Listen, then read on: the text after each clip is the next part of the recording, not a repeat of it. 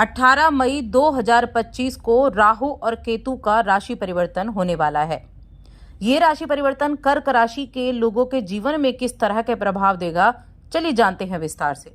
जय माता दी दोस्तों, आप सभी का स्वागत है हमारे YouTube चैनल अमृता एस्ट्रो में। और आज की इस वीडियो में मैं बात करने वाली हूं राहु के राशि परिवर्तन के प्रभाव के बारे में। देखिए, राहु और केतु ये दोनों ही जो है ना, ये प्लैनेट नहीं है, यानी ये एक शैडो है, ये एक छाया है और इनको हम देख नहीं सकते, इनका अस्तित्व नहीं है, लेकिन उसके बावजूद इनका प्रभाव सबसे अधिक हमारे जीवन पर पड़ता है। अब ये जो राहु और केतु हैं, ये 18 महीने एक राशि में, उसके बाद ये राशि बदलते हैं। तो इस तरह से 18 वर्ष में सभी 12 राशियों का चक्कर ये लगा लेते हैं। और अब 18 मई को वो दिन है जब राहु 18 वर्ष के बाद कुंभ राशि में प्रवेश करेंगे। देखिए, कुंभ राशि जो है ना, वैसे शनि की राशि है, लेकिन इसको राहु की भी राशि कहा गया है। राहु कुंभ राशि के को-लॉर्ड होते हैं, तो ये एक तरह से अपनी मूल त्रिकोण राशि में प्रवेश करने वाले हैं। और अगर हम काल पुरुष की कुंडली देखें तो जहां 11 नंबर है, जो कुंभ राशि है, वो 11वें नंबर पर आती है, जो कि लाभ का भाव होता है। अभी तक थी मीन राशि में, मीन राशि देने का है, कुंभ राशि लेने का है। तो ये मीन राशि की यात्रा खत्म करके जब कुंभ राशि में पहुंचेंगे तो ये एक जबरदस्त परिवर्तन आपके जीवन में, हम सबके जीवन में लेकर आएगा। क्या लेकर आएगा उसके बारे में जानते हैं। तो आगे बढ़ने से पहले छोटा सा निवेदन, चैनल पर पहली बार आए तो सब्सक्राइब जरूर कर लें। देखिए, राहु क्या है ना, भौतिक इच्छाओं को दिखाता है, यानी व्यक्ति भौतिक चीजों की तरफ आकर्षित होता है। जो बाहर की दुनिया है उसमें जो भी चीजें हैं वो सब उस व्यक्ति को चाहिए। जिस घर में राहु है उस घर से जुड़ी हुई हर चीज के लिए वो पागल होता है, महत्वाकांक्षी बनाता है, साथ में छल भी देगा, भ्रम भी देगा, क्योंकि मायावी ग्रह है, भ्रमित भी करता है। आपको इस चीज का हमेशा याद रखें। भटकाव देता है, असमंजस की स्थिति भी पैदा करता है, क्योंकि आखिर राक्षस ग्रह है।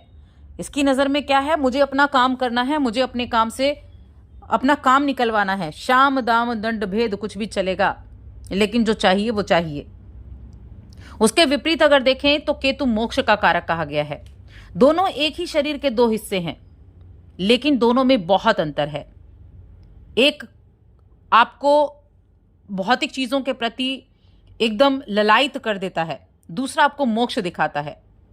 तो अब ये जो राहु का गोचर है, इसके बारे में हम विस्तार से जान लेते हैं। कर्क राशि, देखिए कर्क राशि जो है ना, ये चंद्रमा की राशि है। और चंद्रमा की राशि, चंद्रमा हमारा मन के कारक, तो क्या ये बहुत जल्दी डिप्रेस्ड हो जाती है, बहुत जल्दी बातें लग जाती हैं इनको। और आपके लिए अष्टम भाव में भी राहु जाने वाला है।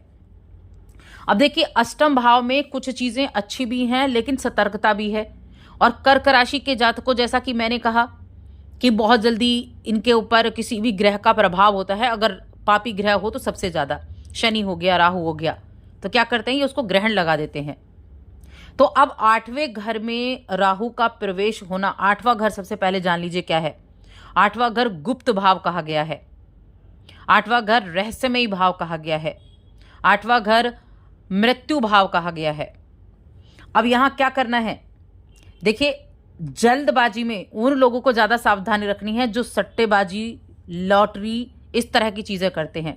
जल्दबाजी में कोई भी ऐसा जोखिम आपको नहीं लेना है, कोई भी ऐसे जोखिम भरी चीजों में निवेश नहीं करना है।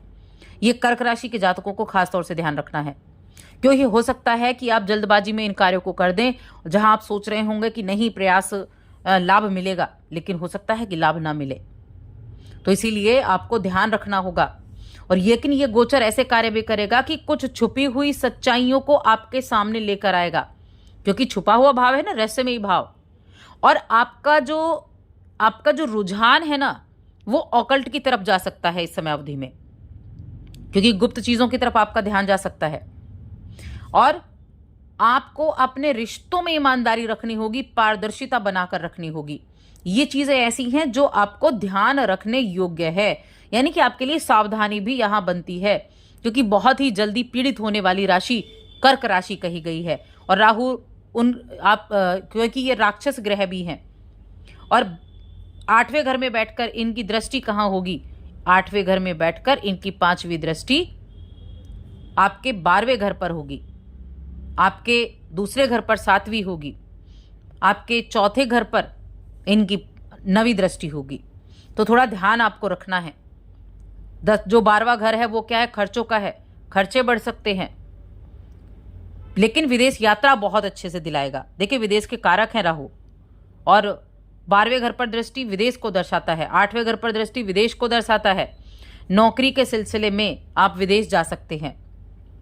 IT फील्ड से जुड़े हैं तो मैं कहूँगी आपके लिए अच्छा है, लेकिन साथ में हेल्थ को भी प्रभावित करेंगे। 12वां भाव हेल्थ को भी प्रभावित करने वाले हैं, और अष्टम भाव जुड़ गया, तो अपनी हेल्थ का खास तौर पर ध्यान रखें। खान पान की चीज़ों पर ध्यान रखें।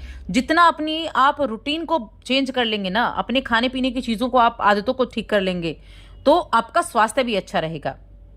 तो कोई भी हेल्थ इशू होता है तो आपको ध्यान रखना है, डॉक्टर से परामर्श लेना है। यह आपके लिए देखिए क्या है, ये सावधानी है। ससुराल वालों से थोड़ा सा अपने रिलेशंस को बनाकर रखना है। अष्टम भाव ससुराल का भाव भी है, तो इसीलिए लोगों का दखल अंदाजी आपके ससुराल के जीवन में ज्यादा ना हो, यह ध्यान रखें, क्योंकि ससुराल पक्ष में से जुड़े हुए काम बहुत ज्यादा सक्रिय रहेंगे। स्टॉक मार्केट में सोच समझकर निवेश करना है, और आपको लाभ भी मिलेगा, ऐसा नहीं है लाभ नहीं मिलेगा। सारी चीजें नेगेटिव हैं। अप्रत्याशित रूप से पैतृक संपत्ति मिलने का योग है, कोई प्रॉपर्टी मिलने का योग है। अष्टम भाव पैतृक संपत्ति का भी है, दूसरे घर पर दृष्टि है, कुटुंब का भाव है, तो पैतृक संपत्ति का, छुपी हुई संपत्ति का, गुप्त धन का प्राप्ति का योग आपके लिए जबरदस्त बनेगा। तो एक ऐसी स्थिति भी यहां होगी जब अप्रत्यक्ष और अप्रत्याशित धन लाभ होने की उम्मीद आप कर सकते हैं। यानी ऐसा धन आपने सोचा ना हो, ऐसा धन आपको प्राप्त हो जाए। देखिए, राहु ना यहां 3 नक्षत्र में जाएंगे। इनमें से शतभिषा नक्षत्र, एक तो धनिष्ठा नक्षत्र होगा, शतभिषा नक्षत्र होगा, पूर्व भाद्रपद होगा, लेकिन शतभिषा नक्षत्र राहु का अपना नक्षत्र है, और जब ये अपने नक्षत्र में आएंगे तो संपूर्ण प्रभाव आपको देंगे उसका। और यहां एक चीज और है, गुरु और राहु का नवम पंचम योग भी है। राहु गुरु को पंचम से और गुरु राहु को नवम दृष्टि से देखेंगे। 1 वर्ष तक कुछ नेगेटिव प्रभावों को कम करने का प्रयास भी करेंगे जब तक गुरु की दृष्टि राहु पर रहेगी, लेकिन 1 वर्ष के बाद गुरु का राशि परिवर्तन हो जाएगा, तो अगले 6 महीने सावधानी जरूरी है। अब इस समय अवधि में धन का आगमन हुआ, खोया धन मिल सकता है, छुपा धन मिल सकता है, किसी को दिया हुआ धन वापस मिल सकता है, जहां से आपने आशा छोड़ दी हो वो धन मिल सकता है। लेकिन यहाँ थोड़ा ध्यान किन चीज़ों में रखना है, शेयर मार्केट हो गया, ऐसे कोई इन्वेस्टमेंट हो गया, धार्मिक आस्था से नहीं भटकना है, धर्म की राह पर चलना है। कुछ चीज़ें हैं जिन पर आपको अमल करना होगा, तभी जाकर आपको अच्छी चीज़ें मिलेंगी, क्योंकि राहु भटकाव है, राहु भ्रम है, राहु आपको नास्तिक बना सकता है, और चीज़ें भटक जाती हैं तो सुधरनी बड़ी मुश्किल होती है, रास्ता मिलना मुश्किल होता है। तो थोड़ा ध्यान रखें, उपाय ज़रूर करें जो मैं आपको उपाय बताने वाली हूँ। 100% इन उपायों का रिजल्ट आपको देखने को ज़रूर मिलने वाला है। क्या उपाय करने हैं? सबसे पहला उपाय आपको क्या करना है, भगवान शिव की आराधना। भगवान शिव की आराधना से राहु प्रसन्न होते हैं। सोमवार को श्रद्धा पूर्वक रुद्र अभिषेक जरूर करें, प्रत्येक सोमवार को। दूसरा उपाय 7 मुखी, 8 मुखी और 10 मुखी, ये 3 रुद्राक्ष अपने गले में धारण करें, हाथ में धारण करें, लेकिन धारण जरूर करें। गुरु का सपोर्ट मिलेगा, शनि आपके लिए अच्छे होंगे, और साथ में राहु आपके लिए अच्छे होंगे। कम से कम इनके नेगेटिव प्रभाव आपको बिल्कुल नहीं देखने को मिलेंगे। तो ये 3 रुद्राक्ष जरूर धारण करके रखें। और आज की इस वीडियो में इतना ही। वीडियो कैसी लगी कमेंट करके बताएं।